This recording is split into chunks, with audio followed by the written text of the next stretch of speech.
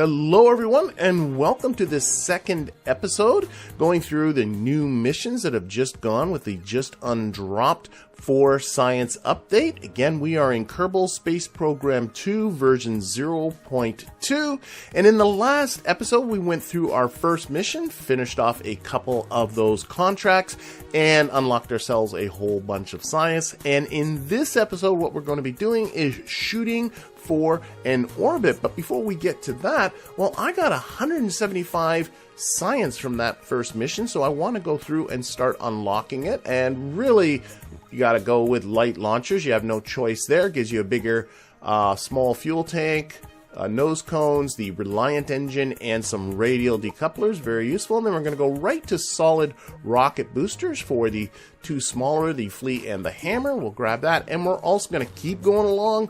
We're going to grab orbital rocketry for the Terrier engine. I love the Terrier engine. And the even bigger Thumper booster. We'll grab that one as well. And then we're going to move down here to environmental science for our first science part, the GSCM-01 Science Junior. And we'll talk about how that works a little bit later in this video. And then we're going to go down here to the bottom to aerodynamic stability.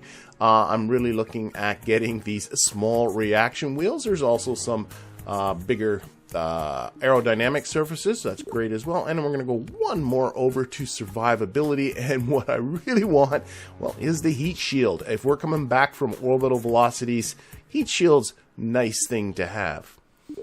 And really, for the rocket we're going to be building, this pretty much finishes off as far as what you need. But you can see we still have 90 more science. And if you want to, you could go for the moon landing with this one. There's enough science here to do it. But instead, what I'm going to do is kind of scale that back. We'll do the moon landing one in a future video. What we will do is we'll go over here to probes. What I like to get here are really the batteries, the Communitron 16 and the Oxstat solar panels, but it does give you your first probe body. And if you look at the contracts, there's nothing there specifying that you have to use Kerbals. You could do these contracts for a lot smaller rockets using just probes and satisfying it all just fine. However, a lot of the science in KSP2 is connected to the Kerbal, so you will not be collecting as much science if you go that route. But it's good to know that that route is available to you. We're also going to go to struts here. You can probably always use struts. And we're going to go down to lights and utilities, that one here. Yeah, lights. I like lights. And that's going to be it. So let's get into our contracts here. So we're going to go over to here. We're going to go and take a look at mission control.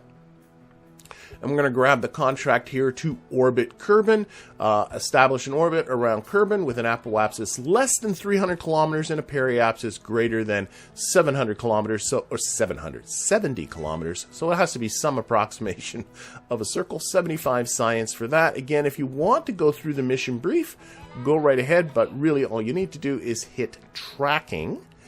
Okay, and with that, we're going to go into the vehicle assembly building and get going with our rocket.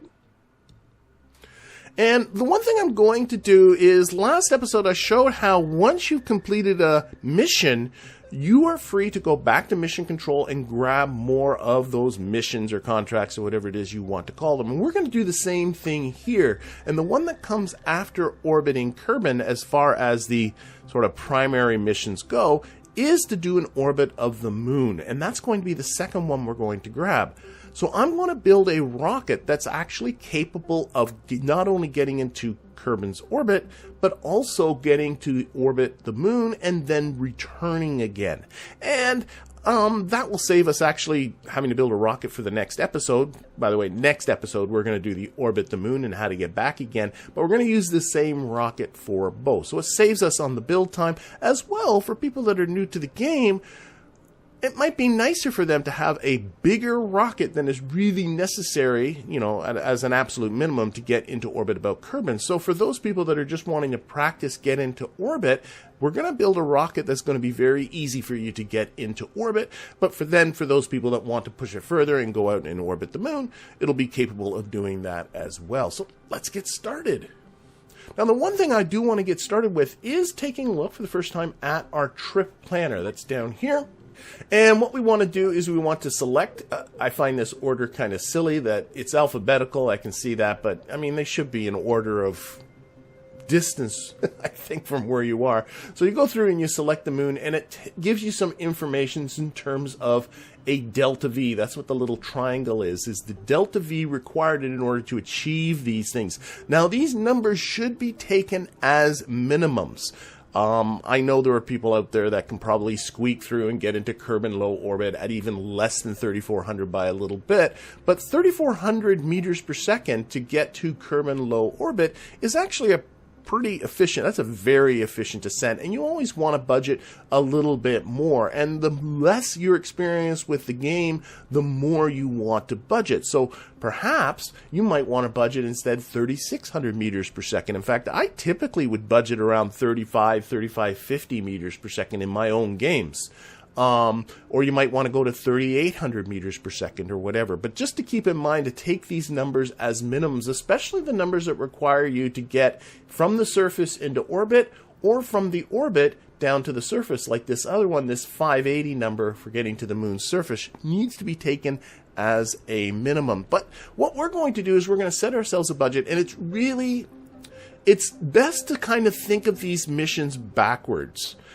Right? Think of the last thing you're going to do. You're going to take your pod, you're going to put a parachute on it, and we're also, for the first time, going to go into the thermal section here and put on a heat shield. There's the, whoops, there it goes. There's the part that's going to be returning to us back to Kerbin. Now, what's going to be the stage before that? Well, it's going to be in a moon orbit, and it's going to be needing to come back. How much does that cost? Well, to get a moon orbit is 280 meters per second in terms of cost.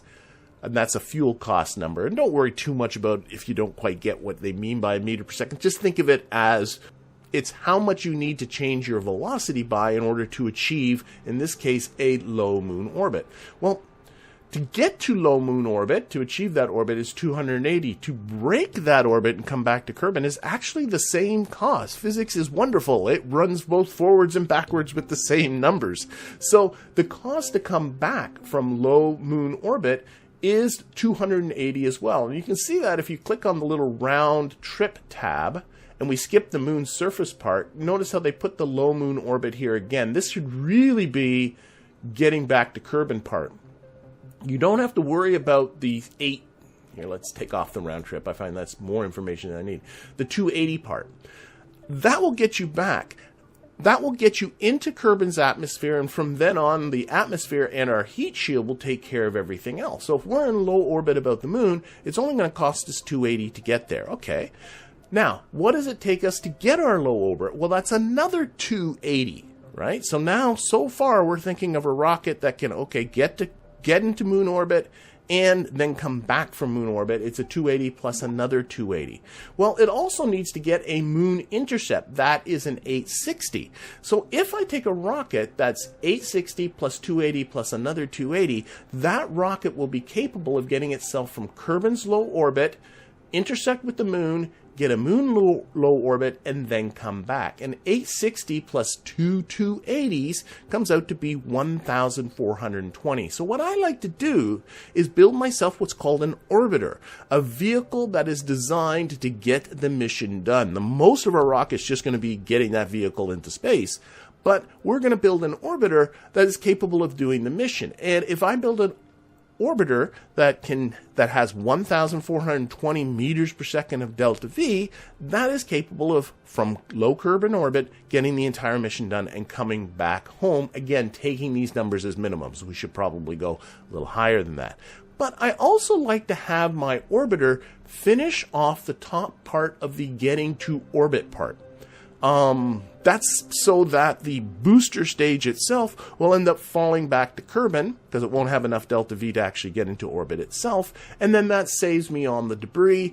I also find it's a nice way to design my rocket. So I'm going to take that 1,420, add on a maximum of about another 1,000 to deal with the top part of getting into Kerbin's low orbit. So now I'm thinking about something in around the 2,400 meters per second range. So let's build something that can do all that. So we're going to get ourselves a decoupler, same stack decoupler we had before.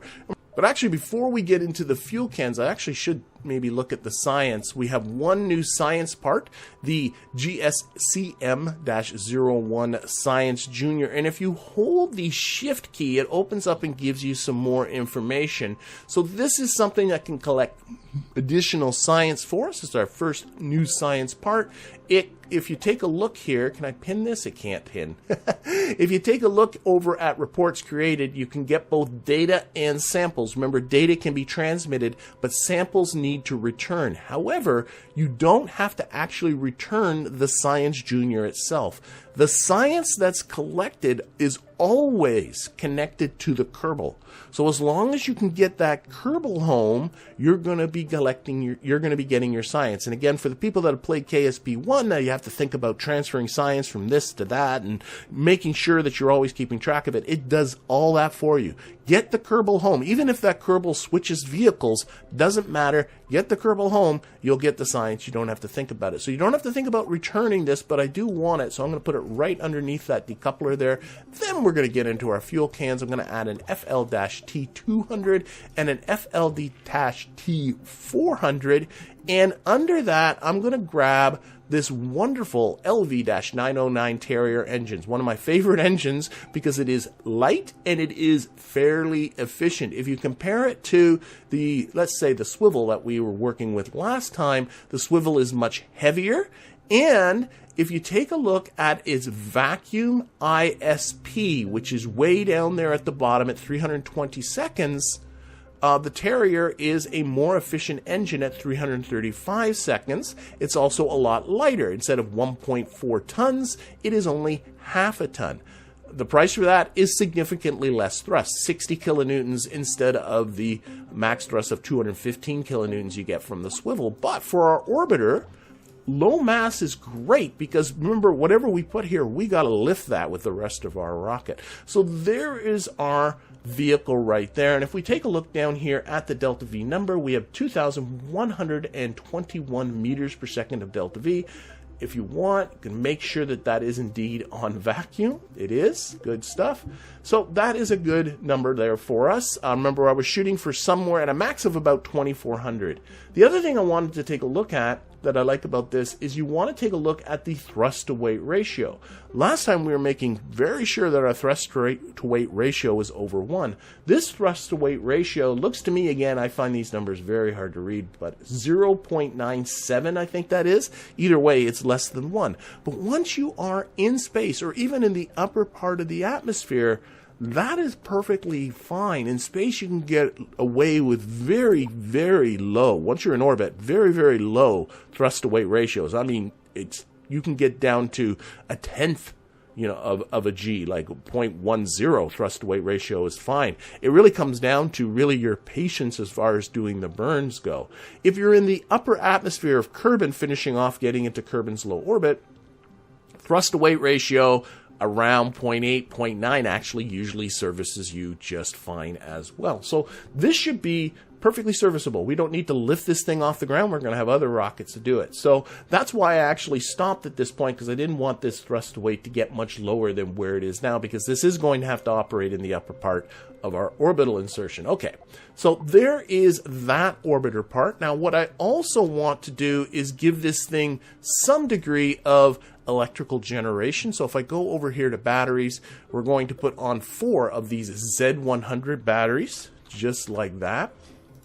And we're also going to put on 4 of these Oxstat solar panels. Now each of those Z100 batteries holds 100 units of electric charge, so that's 400 units of electric charge. The solar panels will charge those.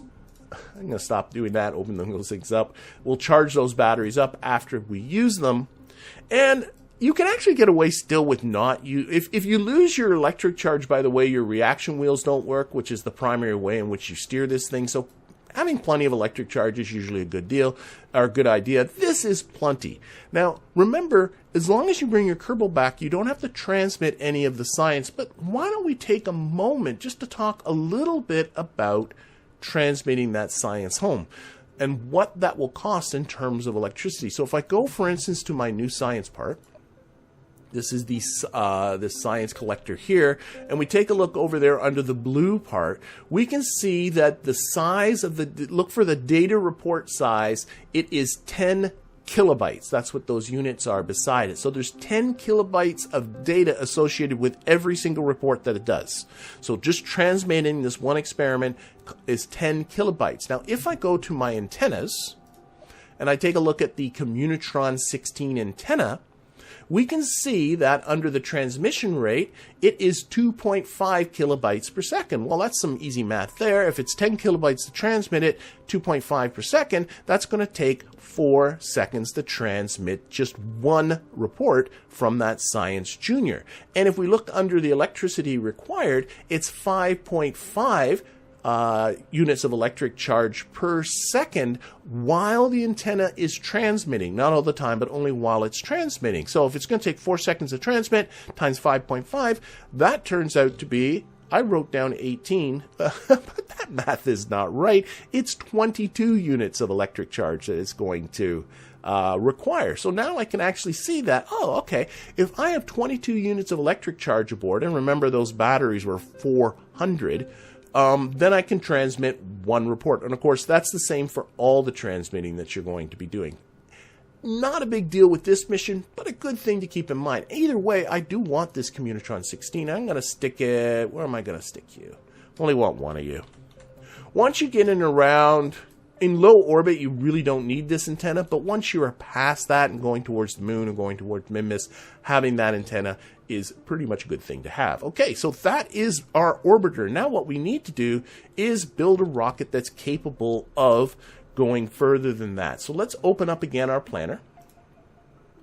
Okay, and remember we've already added on the 860 and 2 of these 280s to get ourselves to low orbit. So that's going to be 1420 if you add those together. And now what we need to do is add on the amount to get from the surface into a Kerbin low orbit. Here it says 34. Again, that's a really tight number. I wouldn't myself budget that much. I'm going to add on, because this is a tutorial, 3,800 meters per second to bring my total delta V cost for the entire mission to 5,220. That will give us a rocket that not only is able to get to the moon, but very easily able to get itself into low Kerbin orbit. So if you want to practice getting yourself into low Kerbin orbit, this rocket's going to do it for you. So in order to do that, what we're going to need to do is build ourselves another stage on the bottom. So we're going to get another decoupler, stack decoupler, put it on the bottom here. Now when I go to build the next stage, what I did, here, let's actually build it and then I'll explain sort of my reasoning behind how I ended up with what I got. I got one of these FL-T 200s, then 2 of the FL-T 400 engines. Whoops, get the Alt key there to make a copy. And then under that, I put the LV-T 30 Reliant, one of my new unlocked engines there. And if we take a look at our total delta V, that gives us a total delta V of 3,525, well short of the 5,220. So we're going to have to add on more than just that. But I stopped because if I take a look at the thrust to weight ratio on this stage, it's in around 2. This engine's going to have to do some work for us, right? It's going to be lifting up the rocket. In fact, it's going to be sort of mid-ascent that it's going to be clicking on. And I find a thrust to weight ratio around 2, a vacuum, by the way. All this is vacuum until I say otherwise. Vacuum thrust to weight of 2 works fairly well. So once I get this sort of core stage to around that thrust to weight, I stop my build. And I start to say, okay, now what I need to do is either get bigger engines on the bottom, which I don't have, or I'm going to need to build radially beside it, and that's what our SRBs are going to be for. Now, why did I go with the Reliant engine instead of the Swivel? Well, because if we take a look at the Reliant, notice that the Reliant has a lower mass than the Swivel. It's 1.25 tons compared to the Swivel's 1.4 tons. Its ISP is less in a vacuum, but actually if we take a look at its ISP in the atmosphere, it's a little less, but it's not much less. So it's a little less efficient, but it's a lot less mass, and more importantly, it's a lot more thrust. Its max thrust in a vacuum is 260 kilonewtons, while the swivel is 215 newtons. Now, why are you getting more thrust for less mass? Well, that's because the swivel engine is gimbaled. It can help you steer. The Reliant engine is not gimbaled. It can't help you steer. So we're going to compensate for that by putting in our newly unlocked under stabilizers this SRW-125 small reaction wheel stabilizer. That is there to give us additional steering control during our ascent, so we don't need the swivel down here on the bottom. And then finally, what we're also going to put on here at the bottom is some very small stabilizers, just like we did with the last rocket. I'm going to put on 4 of these. Just like that. Okay, beautiful. So there's our core stage. Now what we're going to want to do is add on some SRBs. So we're going to go to decoupling. We're going to grab our newly unlocked radial decouplers. I'm going to put this on two-way symmetry, and we're going to put, whoa, what the, okay, there we go. And we're going to put 2 of these about here. So we can move them later if we want to. And then we're going to grab the hammer, the RT-10 hammer, boosters like that, and we're going to click those on the side. And always while you're doing this, keep an eye on your staging. I can see already my staging is not making sense. This engine here needs, what is going on here? That. Once these decouple, this engine has to turn on. So let's move that. Check the staging as you go. The game as, oh no, that is actually, oh my gosh, staging's very messed up. Let's add a new stage. There is my Reliant engine.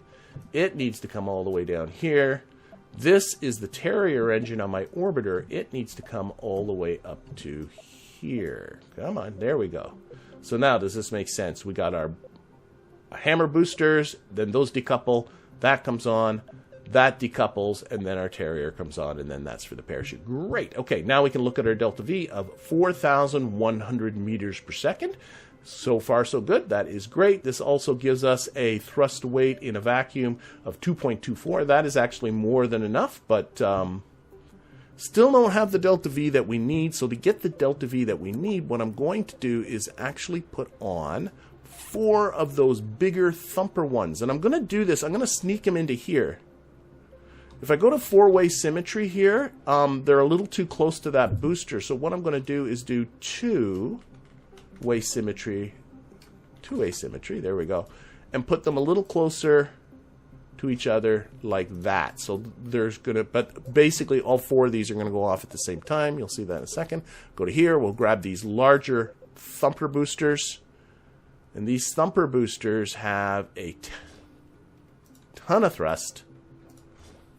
And they're the ones that are going to lift us off the pad like so. So we want all 4 of these to go off at the same time. Notice they're in 2 separate stages. I don't want that. All 4 of those are going to go off at the same time. We can now get rid of that.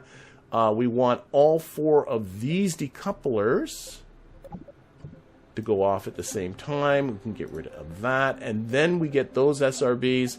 Then we get that. Then we get that. And we get that. Everything here is making sense. That's good, good, good. We now have a total vacuum delta V of 5,443 meters per second, well over our budget of 5,220. And remember, that was a generous budget to begin with. So for people that are new, this should be a good rocket for you.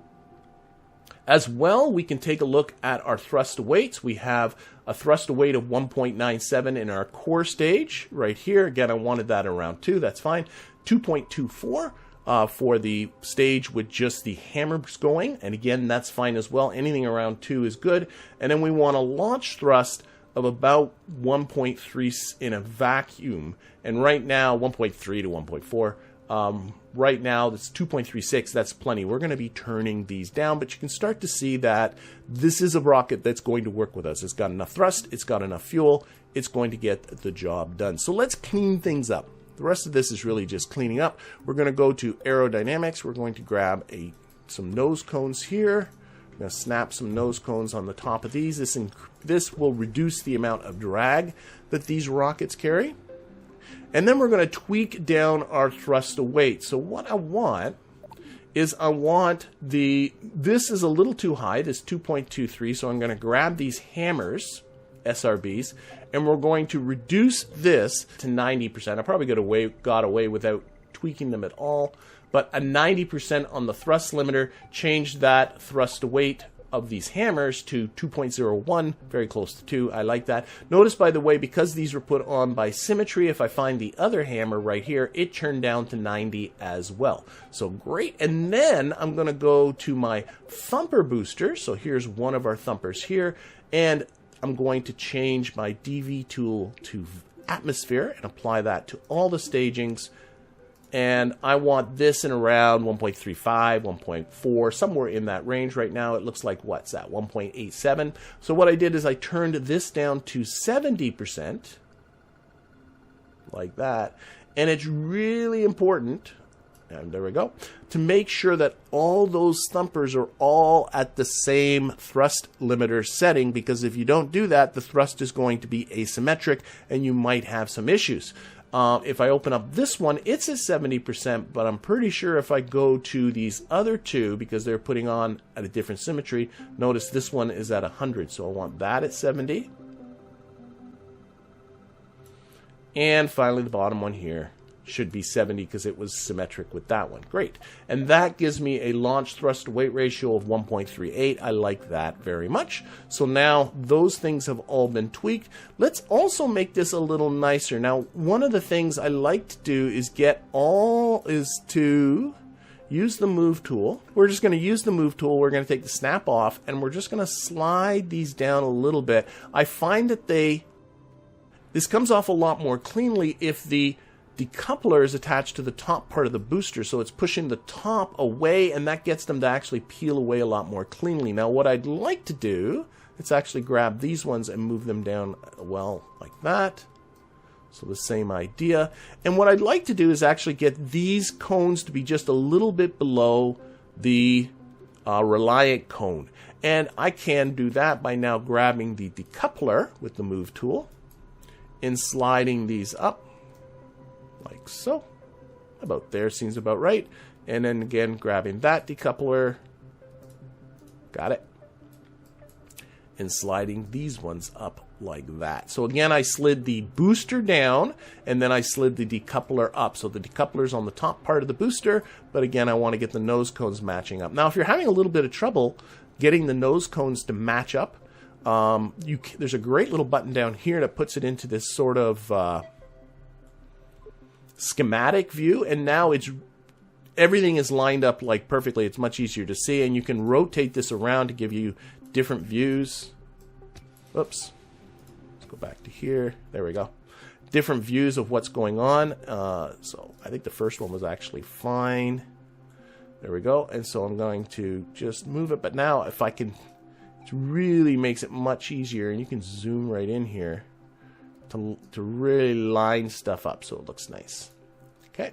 And then I want to do the same thing with the hammer SRBs. So again, we're going to move the hammers down.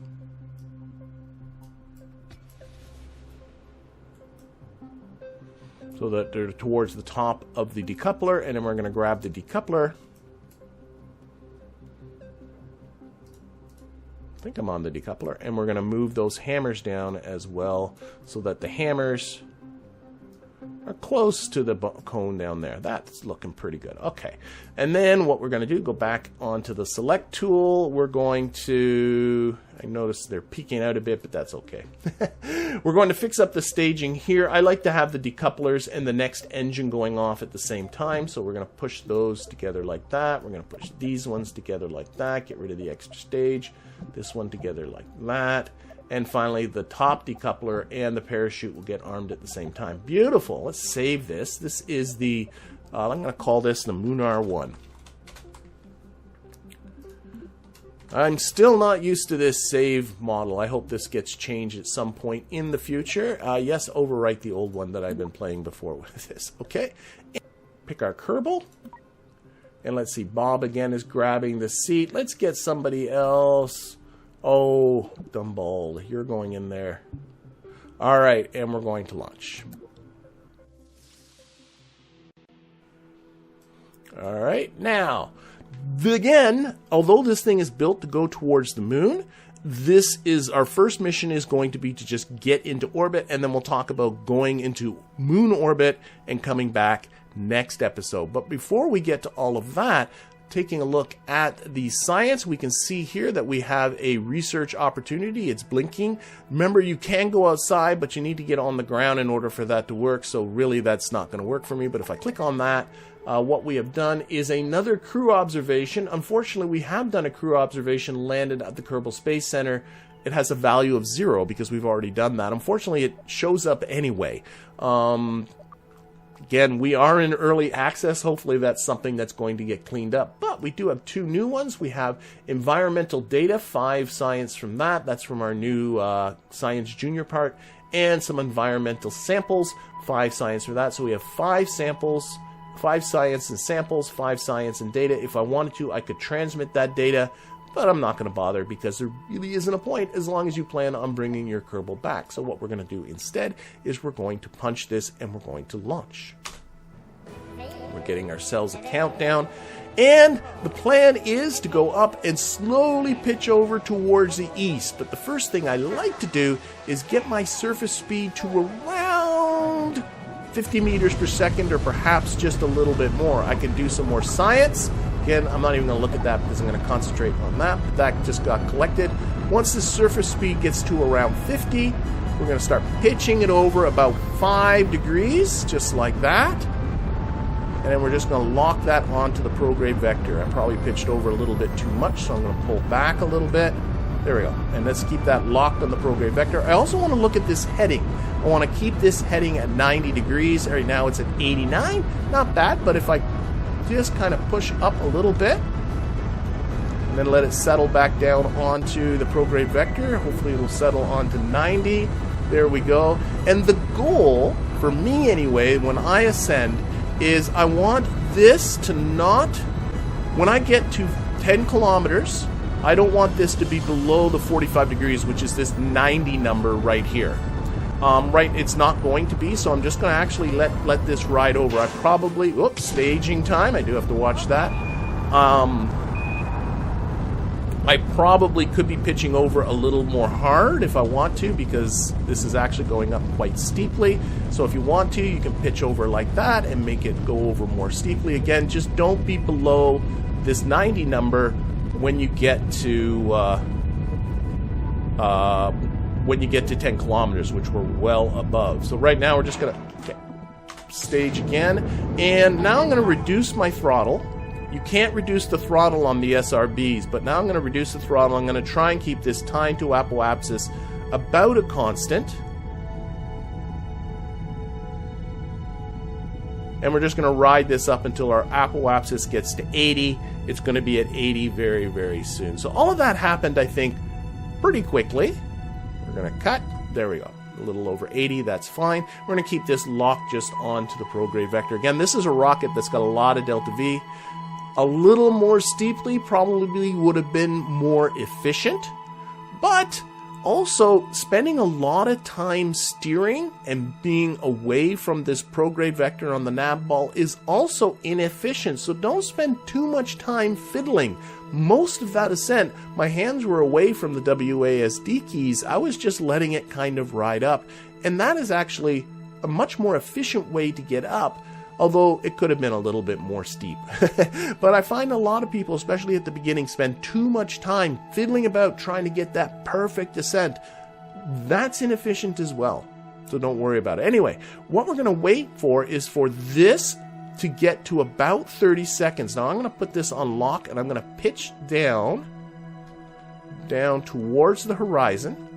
Right like that, right at the boundary between the blue and the brown part of the nav ball. I'm going to get to about 30 seconds and I'm going to start throttling up.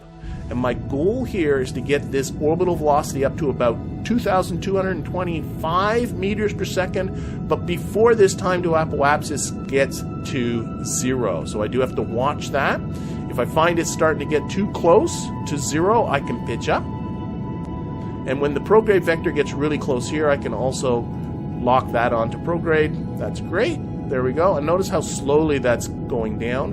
I'm also watching my periapsis. That has to get up to 80 as well.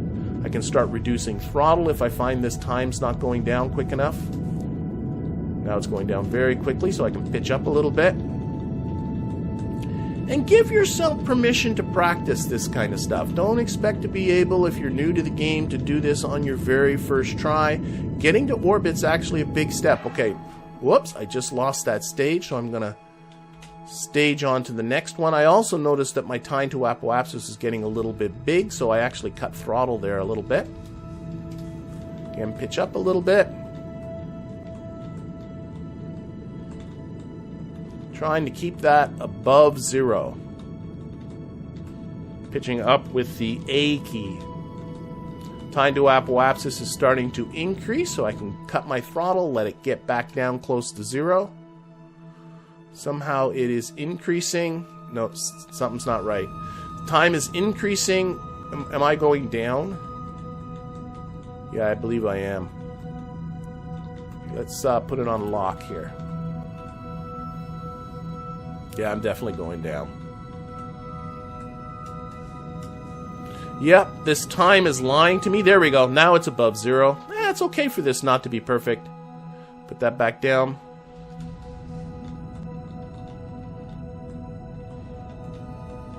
Okay, there we go.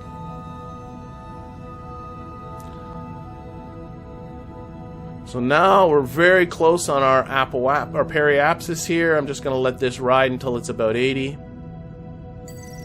And boom. There we go. So not the best of ascents. It's not bad for that to have happened to us, I think, to sort of see how that goes. What happened there towards the end is I was watching this time to apoapsis, and I noticed it was going up even after I cut the throttle, and then I noticed that my distance to the ground was actually dropping. So I was actually on my way back down again. This little number was lying to me. That can happen sometime. Again, alpha game, that's what happens. But what we do have here is we do have ourselves a nice orbit. So what we're going to do is we're going to do again our research. We've collected, what did that give us? Just new here. Oh my gosh, 30 science from the twice, so 60 science from the environmental data that's just come up. People that are used to KSP1 would probably be doing an EVA here, but notice that it's not telling us to do an EVA, so we're not going to bother doing an EVA. There's no reason to it. We got just a warning that our solar panels have just died, but basically that is about it. We've got ourselves our orbit. I hope that you enjoyed the video. In our next episode, we're going to take this rocket, we're going to pick up where we left off, and we're going to get ourselves to orbit the moon and then come back again. I hope you enjoyed this one, and I hope to see you again next time.